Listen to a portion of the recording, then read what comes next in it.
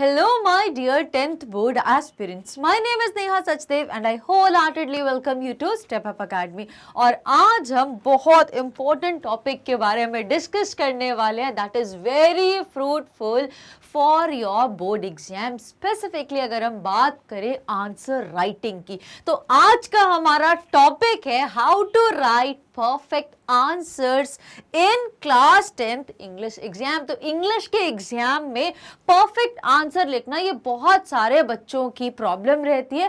तो इस छोटी सी वीडियो में इस बड़ी सी प्रॉब्लम का सॉल्यूशन लेके आने वाले बहुत ही इजी वे में, वो भी 5 सिंपल पॉइंट्स के साथ। तो बहुत ध्यान से इस पूरी वीडियो को एंड तक देखिए if you want to score good in your English exam, right. अब देखिए, इससे पहले मैं प्रोसीड करूं, मैं एक बहुत इंपॉर्टेंट बात आपको बता देती हूं क्योंकि हम बात क्यों कर रहे हैं answer writing in English exam. Because हम बात करें लिटरेचर की तो उसका वेटेज होता है 40 मार्क्स का। देखिए, बाकी होता है रीडिंग कॉम्प्रिहेंशन, राइटिंग और उसमें ग्रामर चेक करी जाती है, ठीक है। तो रीडिंग राइटिंग ग्रामर पोर्शन हो गया है हमारा 40 मार्क्स कंप्लीट। अब जो रिमेनिंग 40 मार्क्स हैं वो वेटेज होता है हमारा आंसर राइटिंग की बेस पे, जो बेस्ड होता है आपकी 2 लिटरेचर बुक। एक होती है आपकी main reader book that is first flight, एक है आपकी सप्लीमेंट्री रीडर बुक जिसका टाइटल है फुटप्रिंट्स विदाउट फीट। तो ये 2 बुक्स का जो वेटेज है टोटल 40 मार्क्स है। तो 40 मार्क्स की जर्नी को भी हमने अगर इतना इजी कर लिया 40, तो वहां पे हमने सिक्योर कर ही लिया रीडिंग कॉम्प्रिहेंशन को सॉलिड करके और राइटिंग स्किल्स को एनहांस करके। तो 40 में से 35 तो शॉर्ट हो गए हैं। तो इन 40 के लिए भी अगर हम 36 शॉर्ट कर लें वो स्ट्रैटेजी सीख कर, तो हो गई ना बात बहुत पते की और बहुत इंपॉर्टेंट, राइट। तो बिना टाइम को वेस्ट करे जल्दी से देखते हैं कौन सी वो 5 इंपॉर्टेंट मूल मंत्र हैं जो आप मुझे दैट इज नेहा सचदेव को जरूर याद करेंगे जब आप अपने बोर्ड एग्जाम में अपना आंसर लिख रहे होंगे। तो जल्दी से प्रोसीड करते हैं और देखते हैं। ये जो एक पेड़ बना हुआ है इसके नीचे बैठ के आप लोगों को तपस्या नहीं करनी है, बट ये 5 पॉइंट्स को बहुत थॉरली समझ लेना है, राइट। तो सबसे पहला point, any guesses please? Okay fine, बहुत टाइम वेस्ट नहीं करना, वेरी इंपॉर्टेंट यार। हम बात तो कर रहे हैं आंसर्स के लिखने की, यार हमें इंग्लिश के एग्जाम में आंसर्स को कितने अच्छे तरीके से लिखना है भैया। पहले नॉलेज तो होनी चाहिए आपको सारे चैप्टर्स की, मतलब दोनों बुक्स को आपको थॉरो कर लेना है। So very important point is thorough the chapter. जितनी भी चैप्टर डिलीटेड वाले को नहीं यार, कॉमन सेंस कॉमन नहीं है क्या कॉमन पीपल में? आप तो अनकॉमन हो ना, क्योंकि आप स्टेप अप एकेडमी से पढ़ते हो, राइट। तो I am talking to my uncommon students कि very important first and foremost thing is that thorough with all your chapter. जो डिलीटेड है हमको नहीं पढ़ना है, जो सिलेबस में इस बार दिए, जो पिछली बार भी थी वही इस बार सेम है। तो सारे चैप्टर्स को थॉरो करना है, जिसमें आपको उनके कैरेक्टर्स के नेम याद रखने, मेन कैरेक्टर्स कौन है, days, dates, events, occasions, places, ये सारी चीजें बहुत ही प्रिसाइसली आपको पता होनी चाहिए। वो कैसे पढ़ेंगे? तो वो सारी जो वीडियोस हैं वर्ड टू वर्ड मैंने उनको पढ़ाया है। अगर आप कहेंगे तो उनका डिस्क्रिप्शन भी हम आपको नीचे लिंक में दे देंगे, जो आप क्लिक करके आप वीडियो से, डिटेल्ड वीडियो से कनेक्ट कर सकते हैं। It would be very easy journey, ये मेरी आपसे श्योरिटी है। अब बात करते हैं चैप्टर्स को, तो हमने थॉरो कर लिया, हमें पूरी इंफॉर्मेशन पता है इस चैप्टर में क्या हुआ था, लेटर टू गॉड में क्या हुआ था, 2 स्टोरीज अबाउट फ्लाइंग में क्या हुआ था, मिचबल द ऑटर में क्या हुआ था, हमें पूरी स्टोरीज पता है। बट अब सेकंड जो कंसर्न आता है, किसमें से कितने इंपॉर्टेंट क्वेश्चंस पूछे जा सकते हैं और किस टाइप के पूछे जा सकते हैं। सो here comes the second important point that previous year questions या previous year के question papers को आपको बहुत अच्छे से go through करना है so that you get an idea। लेकिन देखो, उसका भी अगर मैं रूट बोलूं तो इसी को मैं स्टार दूंगी। अगर आपने चैप्टर को बहुत अच्छे से थॉरो करा है तो ये चीज तो बहुत ही ज्यादा सिंपल हो जाए, क्योंकि चैप्टर में से ही तो क्वेश्चंस है। अब देखिए, प्रीवियस ईयर क्वेश्चन से हमें यह पता चलेगा कि कैसा क्वेश्चन लॉन्ग आंसर की कैटेगरी में पूछा जा सकता है, कौन सा शॉर्ट की कैटेगरी में, एमसीक्यूज में कैसे पूछे जा सकते हैं। तो आपको एक आइडिया मिल जाएगा और आप अकॉर्डिंगली चैप्टर को प्रिपेयर करेंगे, right. Now third very important point, और ये सबसे बड़ी ब्रांच है इस ट्री की, दैट इज टाइम मैनेजमेंट। अब देखिए, जब बात आती है बोर्ड के एग्जाम की तो मैंने पर्सनली बच्चों को बोलते हुए सुना है, मैम पेपर छूट गया, पेपर लेंदी था मैम, आरसी में ही 1.5 घंटा चला गया। ओ माय गॉड, 1.5 घंटा आरसी में लगा दिया, क्या करोगे यार? 20 मार्क्स की आरसी के लिए 1.5 घंटा, मतलब आधा टाइम आपने सिर्फ 20 मार्क्स के लिए, तो व्हाट अबाउट द 60 मार्क्स, कैसे करोगे?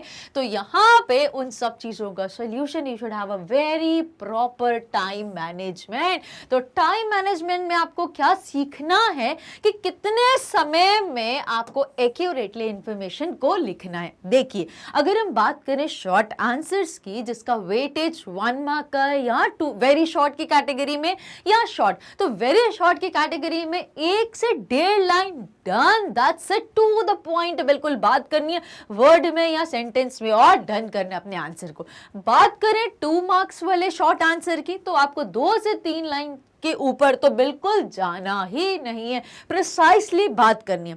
अब बात करते हैं हमारे इलाबोरेट वाले जो लॉन्ग आंसर्स होते हैं, उनमें थोड़ा सा हमें टाइम देना होगा बिल्कुल, लेकिन हमें ध्यान रखना है कि वर्ड लिमिट कितनी है, बिल्कुल उसको एक्सीड ना करें। कुछ बच्चों को ऐसा लगता है कि यार ये लेंदी है तो हम इसमें 2 पेज लिख देंगे, 3 पेज लिख देंगे तो ज्यादा मार्क्स आएंगे। नहीं बच्चों, ऐसा कुछ भी नहीं होता है, बट स्ट्रैटेजी यह होनी चाहिए कि सारे इंपॉर्टेंट पॉइंट्स को आप सिस्टमैटिकली बहुत अच्छे से प्रेजेंट करें, तो आप कम में ही आप आराम से फुल मार्क्स स्कोर कर सकते हो, भले वो लॉन्ग आंसर टाइप ही क्यों ना हो।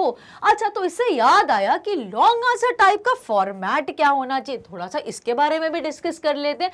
तो लॉन्ग आंसर्स का जो फॉर्मेट होता है, ये आप थोड़ा सा समझ लेंगे तो it would be very easy journey. क्यों इजी हो जाएगा? क्योंकि जब हमें स्पीड और एक्यूरेसी की बात करी जाएगी कि इतने समय में, जैसे मैं स्पेसिफिकली बात करूं रीडिंग कॉम्प्रिहेंशन की, उसे बिल्कुल टाइमर फिक्स कर लीजिए कि 1 घंटे के अंदर अंदर आपके 20 क्वेश्चंस हो जाने चाहिए, which is based on your reading comprehension. Next 40 minutes में आपका राइटिंग कंप्लीट हो जाना चाहिए, और 1 आवर 20 मिनट्स जो बचे हुए हैं आपके 3 घंटे में से, उसमें आप करेंगे लिटरेचर को अटेम्प्ट। तो रीडिंग कॉम्प्रिहेंशन से अगर हम स्टार्ट करें तो हमने 60 मिनट का टाइमर लगाया था, जिसमें से पहला थोड़ा सा लेंदी होता है, दूसरा थोड़ा सा ठीक होता है। तो 40 मिनट्स या 30 मिनट्स आप मान लीजिए कि एक पैसेज कंप्लीट करना है, तो कितने टाइम में रीड करना है, क्वेश्चंस को कितना टाइम देना है, प्रूफ रीड करना है, ये सारी चीजें आपको विद इन टाइम फ्रेम करनी है। तो जब आप धीरे धीरे ग्रेजुअल प्रोसेस से स्पीड पे वर्क करेंगे तो जरूर आप एक्यूरेसी की तरफ लीड कर पाएंगे ना। अब हम बात करते हैं, जब हमें फॉर्मेट नहीं पता होगा तो एक्यूरेसी कभी नहीं आ पाएगी और स्पीड भी मेंटेन नहीं हो पाएगी, बिकॉज हम लिखते ही जा रहे हैं और टाइम बढ़ता ही जा रहा है, जिससे हमें ज्यादा मार्क्स तो नहीं मिलने वाले। तो देख लेते हैं जल्दी से लॉन्ग आंसर का फॉर्मेट। बहुत सिंपल सी 3 चीजें याद रखनी है। सबसे पहले आता है आपका introduction, then comes the main body, और लास्ट में यहां पर आता है हमारा कंक्लूजन। ठीक है, तो यहाँ पे अगर हम बात करें इंट्रोडक्शन में, तो जो भी लॉन्ग आंसर का क्वेश्चन है उसमें आप थोड़ा सा चैप्टर के बारे में ब्रीफ करेंगे, इंट्रोड्यूस करेंगे इस चैप्टर में क्या क्या था। फिर मेन बॉडी में जो क्वेश्चन है पूछा गया उसके सारे की पॉइंट्स, की वर्ड्स लिखेंगे आप।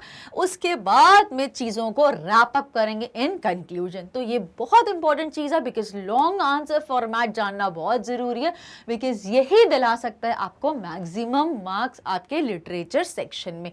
Now talking about the second last point, that is grammar, spelling और punctuation। ये तो ऐसे जैसे कि इस पेड़ को पानी की जरूरत है, तो ये करना तो बिल्कुल भी ना भूलिए, क्योंकि अगर आपने बोला कम लेट्स ईट मॉम, तो मम्मी को खा जाएंगे। लेकिन अगर आपने बोला लेट्स ईट कॉमा ब्रेक लिया मॉम, तो ये समझ में आ जाएगा कि मम्मी चलो कुछ खाते हैं, राइट। तो ये डिफरेंस को बहुत अच्छे से मेक श्योर करना, अदरवाइज अर्थ का अनर्थ होते हुए देर नहीं लगेगी। Last but very important, this is like oxygen for your tree. तो क्या करना, कभी भी नहीं भूलना, प्रूफ रीड करना नहीं भूलना। बिकॉज हमारे दिमाग में तो था author was not very friendly in the initial 24 hours, but मैंने लिख दिया ऑटर वॉज फ्रेंडली, नॉट था दिमाग में, बट जल्दी जल्दी में मेरे को स्पीड पे भी ध्यान था, एक्यूरेसी पे भी ध्यान था, तो मैंने जल्दी जल्दी में नॉट नहीं लगाया।